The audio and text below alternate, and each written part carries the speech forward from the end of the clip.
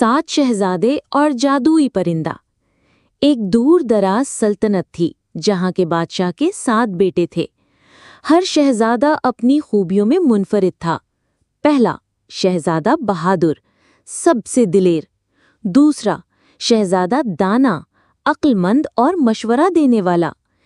तीसरा, शहजादा नेक दिल, दूसरों की मदद करने वाला।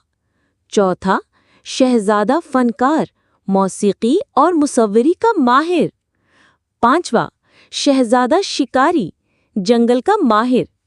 छठा, शहजादा खामोश, कम बोलता मगर बहुत गहरा सोचता। सातवां, शहजादा हंसा हुआ, सबको खुश रखने वाला।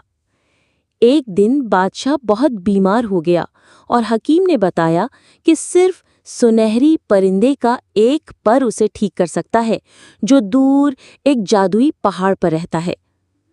सातों शहजादे अपनी मोहब्बत में अपने बाप को बचाने निकल पड़े।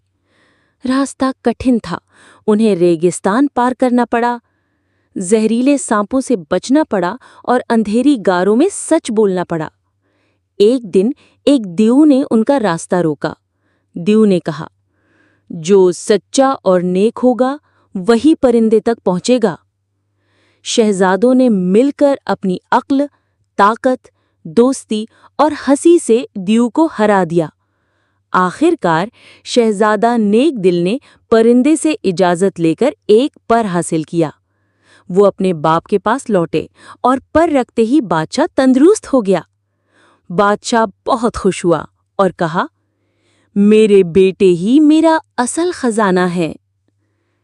सबक: इत्तेहाद, मोहब्बत, कुर्बानी और सच्चाई हर मुश्किल को आसान बना सकती है।